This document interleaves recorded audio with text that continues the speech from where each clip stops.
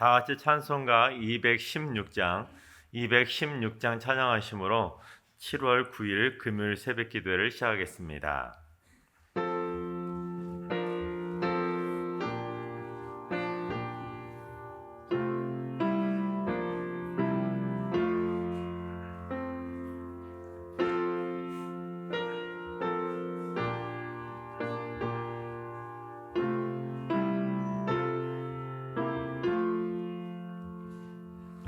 성자의 귀한 몸 날 위하여 버리신 그 사랑 고마워라. 내 머리 숙여서 주님께 나무 주님께 바치리까. 지금도 날 위해 간구하시 이 옅은 믿음이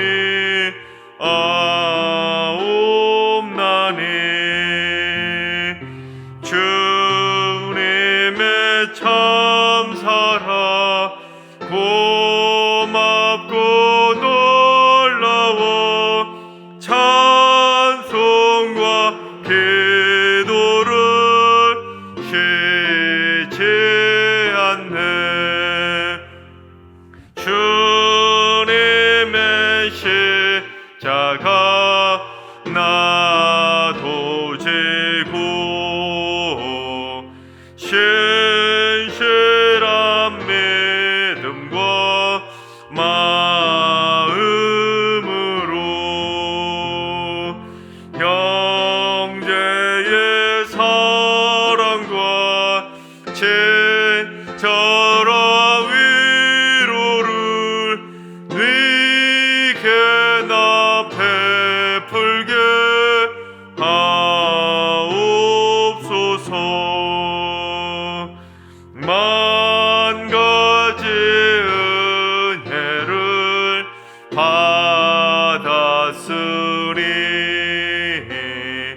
내 평생 슬프나 즐거우나 이 몸을 온전히 주님께 바쳐서 주님만 위하여 늘 살겠네.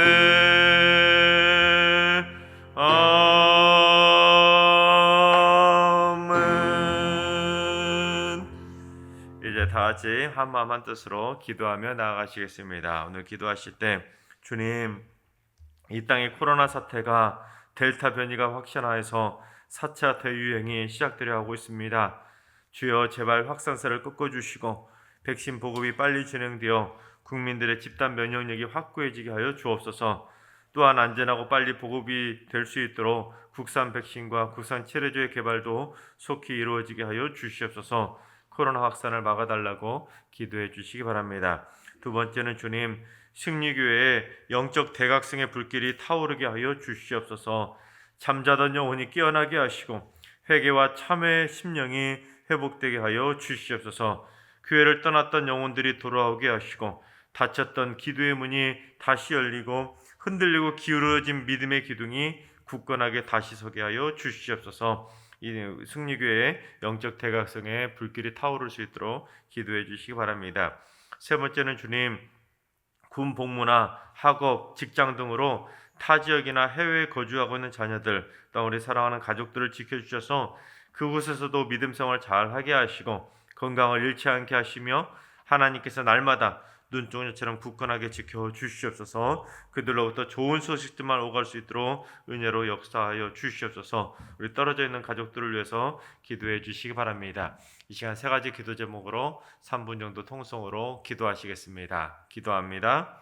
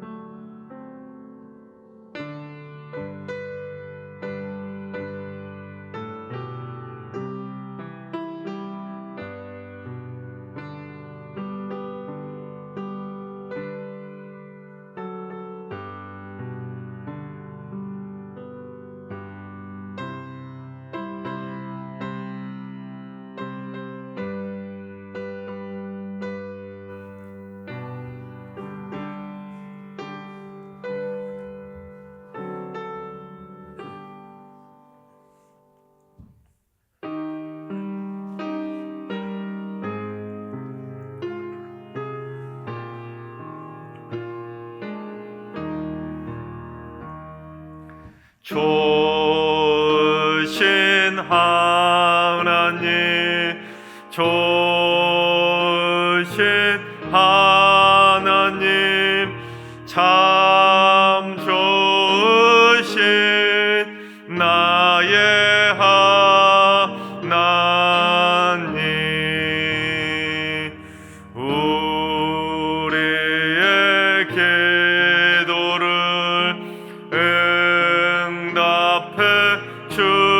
주시는 참 좋으신 나의 하나님,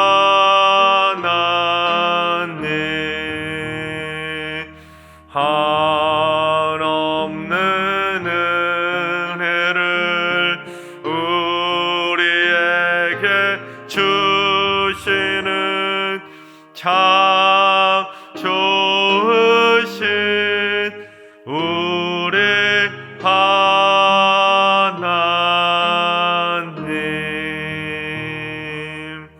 아멘. 참 좋으신 하나님께서 오늘 이 새벽에 주시는 말씀은 창세기 22장의 말씀입니다. 창세기 22장의 말씀을 다 같이 드라마 바이블로 봉독하겠습니다. 제22장.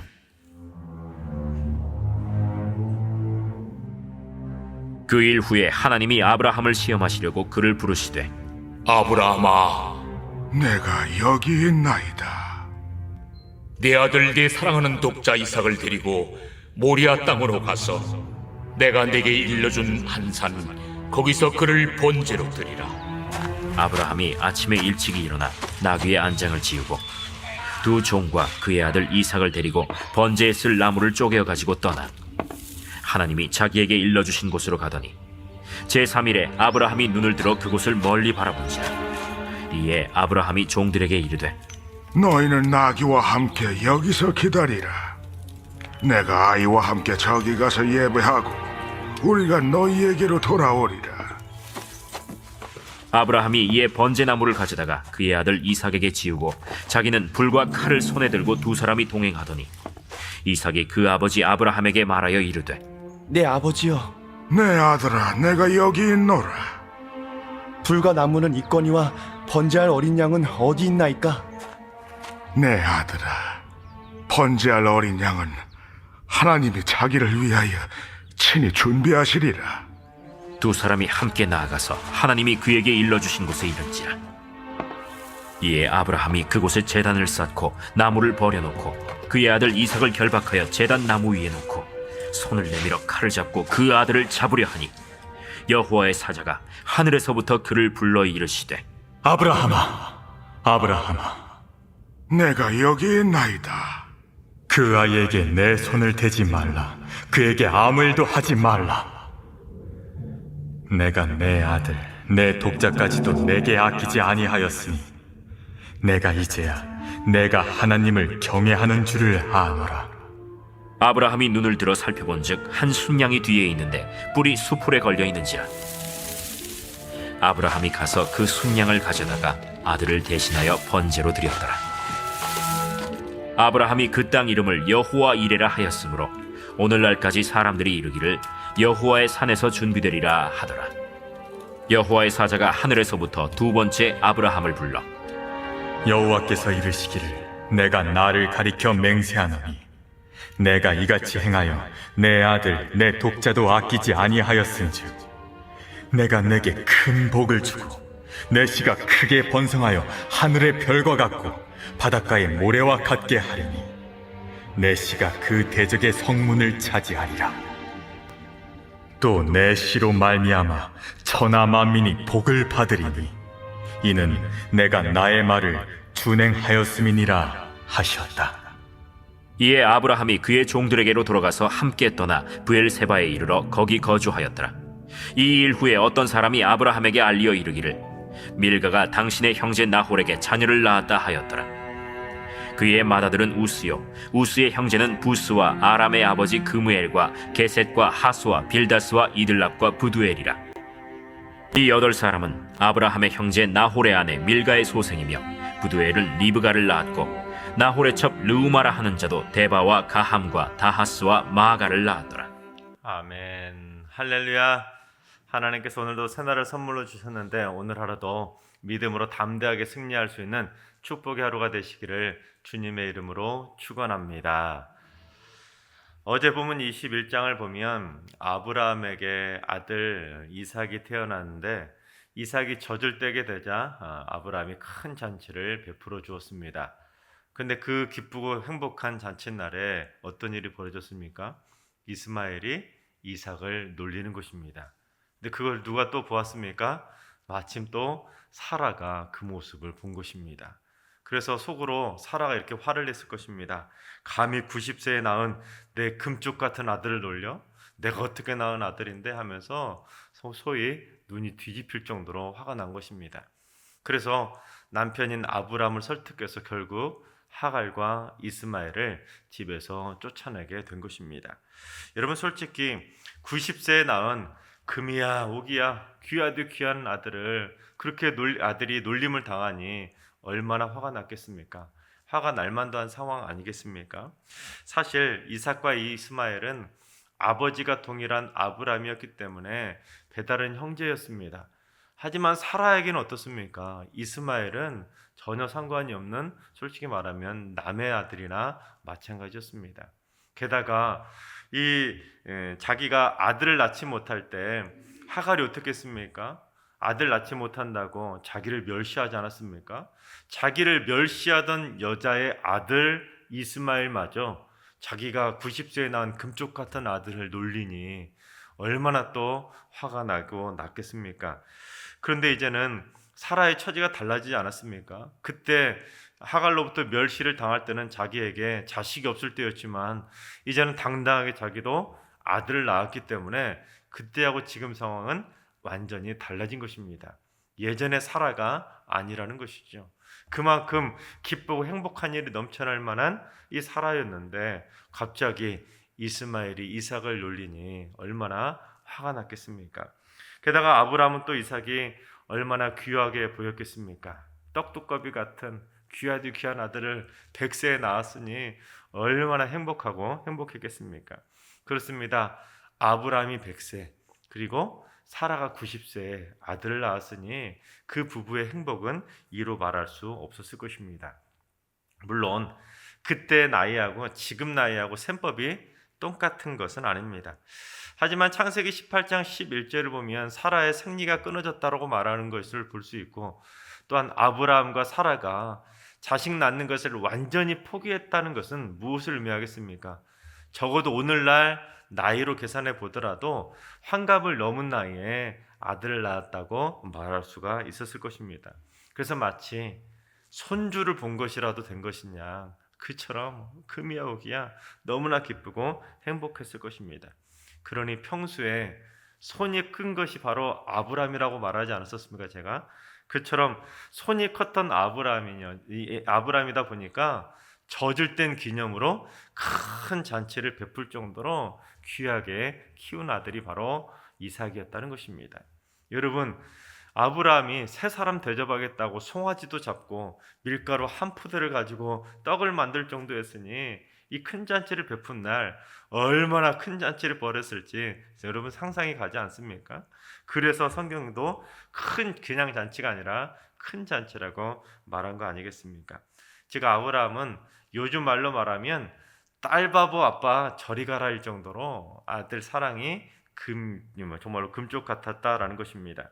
그리고 21장 뒷부분을 보면 또 어떤 내용이 나오냐면 아브라함이 우물을 파게 됩니다. 그러자 그랄 왕 아비멜렉의 종들이 그 우물을 뺏어가는 것입니다.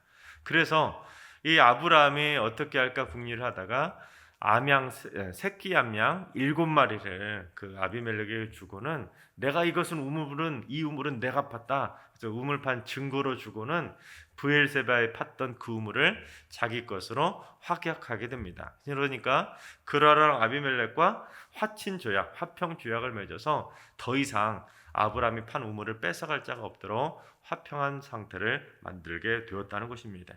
그러니 21장의 내용을 종합해 본다면 아브라함과 사라가 100세 90세의 아들을 낳고 또한 사라와 이삭을 놀리던 하갈과 이스마엘도 눈앞에서 사라지게 되고, 또한 자기 우물을 뺏어가던 자들과 화평 조약을 맺었기 때문에 더 이상 우물 뺏어갈 사람도 없게 되었다는 것입니다. 그러니 이제는 떡두꺼비 같은 이삭을 정말 행복하게 잘 데리고 살면 이제는 꽃길만 남은 행복 만땅의 그러한 순간 아니겠습니까? 때문에 아브라함과 사라는 속으로 정말로 행복한 마음을 가졌을 것입니다. 야, 역시 하나님은 살아계셔. 그렇게 그동안 25년 동안 약속을 지켜주시지 않아서 속으로 애간장을 태우면서 마음고생만 시키더니 고생 끝에 낙이 온다고 이제 드디어 두 다리 쭉 뻗고 행복하게 살 수 있겠구나, 그렇게 쾌재를 불렀을 것입니다. 그러나 여기까지만 있었으면 얼마나 좋았겠습니까? 그처럼 행복을 만끽하고 있을 그때에 어떤 일이 벌어집니까? 우리 오늘 본문 1절과 2절을 봉독해 보겠습니다. 그 일 후에 하나님이 아브라함을 시험하시려고 그를 부르시되 아브라함아 하시니 그가 이르되 내가 여기 있나이다. 여호와께서 이르시되 내 아들 내 사랑하는 독자 이삭을 데리고 모리아 땅으로 가서 내가 내게 일러준 한 산 거기서 그를 번제로 드리라. 하나님께서 아브라함을 시험하시려고 그를 부르신 것입니다. 아브라함아 하고 부르니까 이 아브라함이 뭐라고 말합니까? 내가 여기 있나이다. 여러분, 그런데 하나님께서 아브라함을 불렀을 때 내가 여기 있나이다 하고 그렇게 차분하게 대답을 했을까요? 아마 목소리가 엄청나게 업이 되어 있었을 것입니다. 하나님께서 부르시자 네 하나님 저 부르셨어요? 무슨 일이세요? 저에게 아들도 주셨는데 무엇이든지 말씀만 하세요 하고는 아브라함이 막 기분이 업이 돼가지고 하나님의 부르심에 신나게 대답을 했을 것입니다. 그런데 하나님께서 뭐라고 말씀하십니까? 아브라함이 100세에 가진 아들 이삭을 번제로 바치라는 것입니다. 이런 번제가 뭡니까? 불에 태워서 죽이는 것이 번제 아닙니까? 그러니 아들을, 그것도 100세에 낳은 아들, 금쪽 같은 떡두꺼비 같은 아들을 번제로 불에 태워서 바치라는 것입니다. 여러분 그러고 보면 참 잔인한 말씀 아닙니까? 그래서 세상 사람들이 기독교를 공격할 때 자주 인용하는 본문이 오늘 말씀입니다. 당신들이 믿는 그 기독교의 하나님은 자식조차 번제물로 바치라고 할 정도로 잔인하고도 몰상식한 그런 신 아니냐, 그런 식으로 기독교를 폄하하기도 합니다. 그렇습니다. 오늘 본문 22장의 말씀은 솔직히 오늘날의 도덕적인 가치 기준으로 보면 이해할 수 없는 그러한 평가를 받게 되는 본문인 것은 맞습니다. 문제가 다분할 수 있겠지요. 하지만 오늘날 만약에 하나님께서 그처럼 오늘날에도 교회에서 아들을 바치는 제사를 요구하셔서 오늘날 교회 안에서 제사를 드리면서 자식을 불에 태워 죽인다고 해봅시다. 그러면 오늘날 세상 사람들이 교회 다니겠습니까? 기존에 교회 다니던 사람들도 다 나가 떨어지지 않겠습니까? 오늘날 시각으로 보면은 절대로 그대로 받아들이기는 힘든 내용인 것은 맞다는 것입니다. 하지만 성경에 나와 있는 내용들을 무작정 오늘날 현실로 끌어들여 가지고 오늘날의 현실에 그대로 적용하기에는 문제가 있는 이야기들이 많이 있다는 것입니다. 즉 애매하고도 이성적으로 도덕적으로 또한 과학적으로 오늘날 그대로 적용하기에는 애매한 말씀들이 참 많이 있다는 것입니다. 그러나 성경 속 사건이 발생했던 그 시대에 그 지역의 시대 상황으로 해석한다면 지극히 얼마든지 일어날 수 있었던 일반적인 상황이었다는 것입니다. 실제로 당시 고대 문화에서는 신에게 인신 제사를 드리는 일들이 비일비재했습니다. 그것도 자식을 많이 낳게 해준다는 다산의 신에게는 아이러니하게도 자식을 인신 제사로 드린 일들이 훨씬 더 많았다는 것입니다. 그리고 지금 아브라함이 가나안 땅에 살고 있지 않습니까? 근데 가나안 땅의 토착신이었던 바알 신에게는 자식을 바치는 것은 그야말로 일상처럼 흔했던 일이었습니다.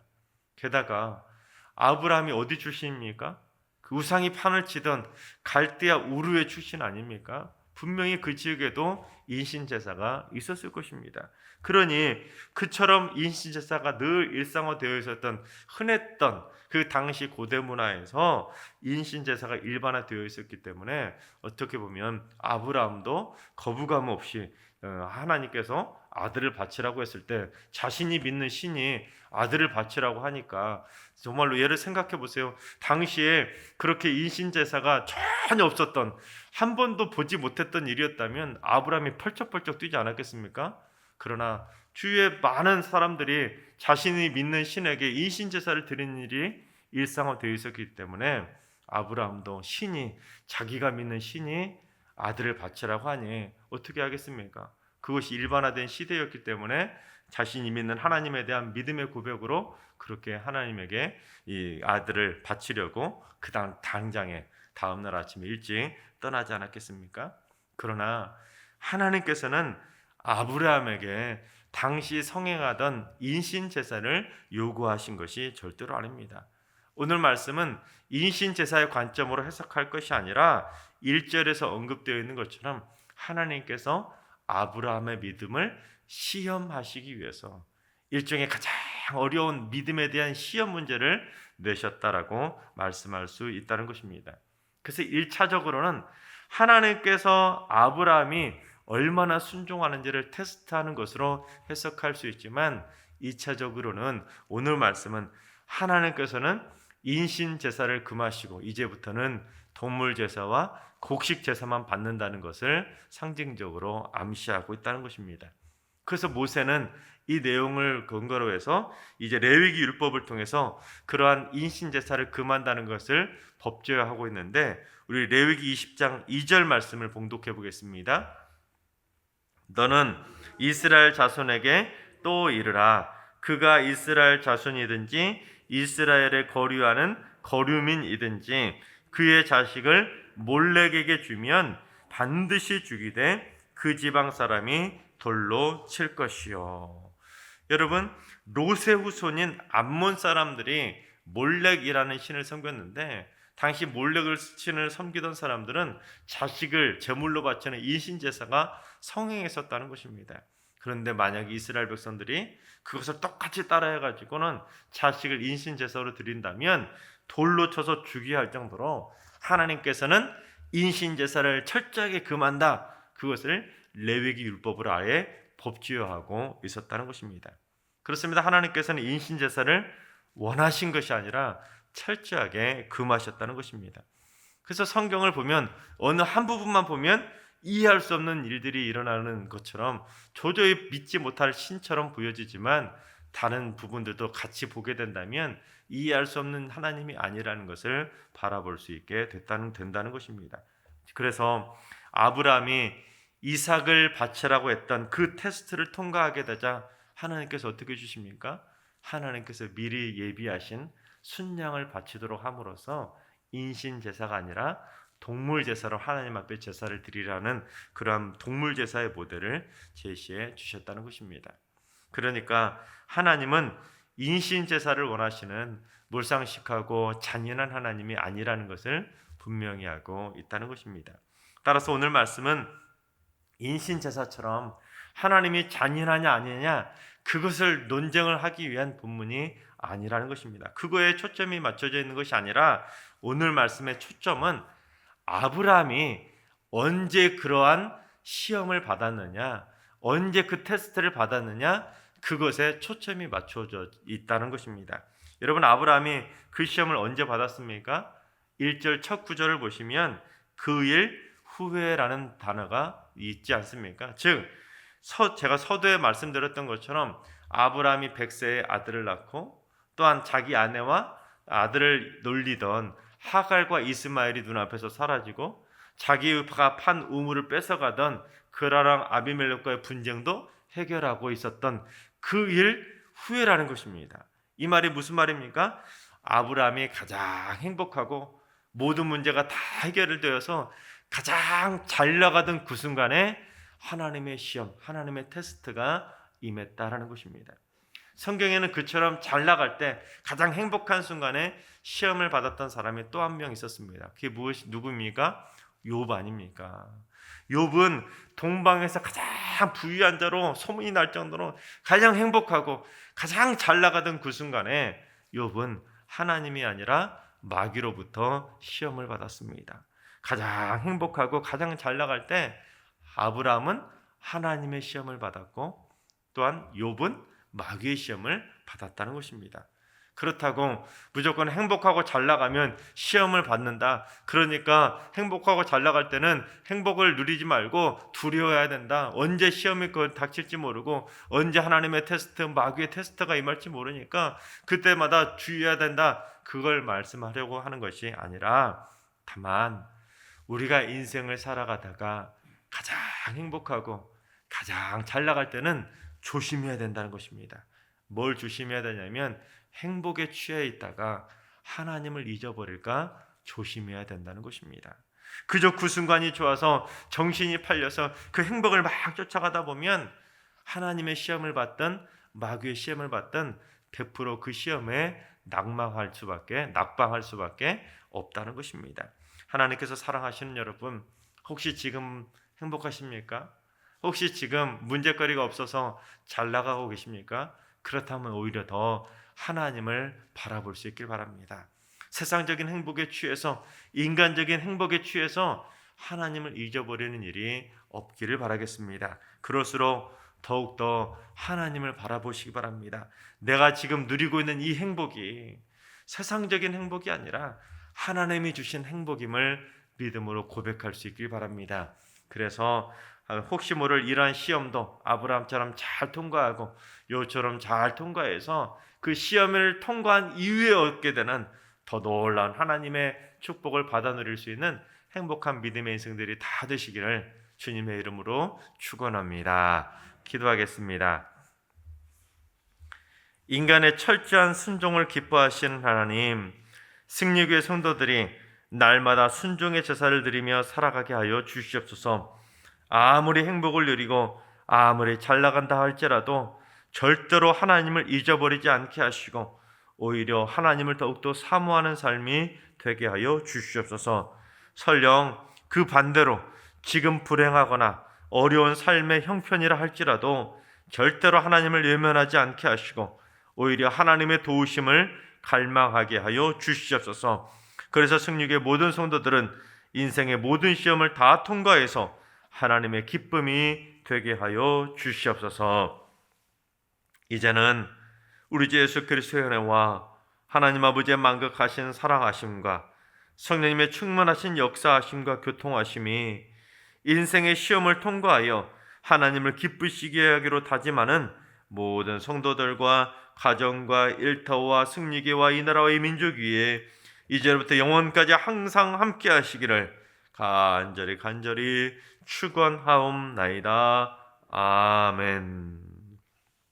이제 주신 말씀과 개인 기도 제목을 가지고 충분히 기도하며 나아가시겠습니다. 주님, 승리의 성도들이 아브라함이나 욥처럼 인생의 시험을 잘 통과하고 이겨내는 삶이 되게 하여 주시옵소서.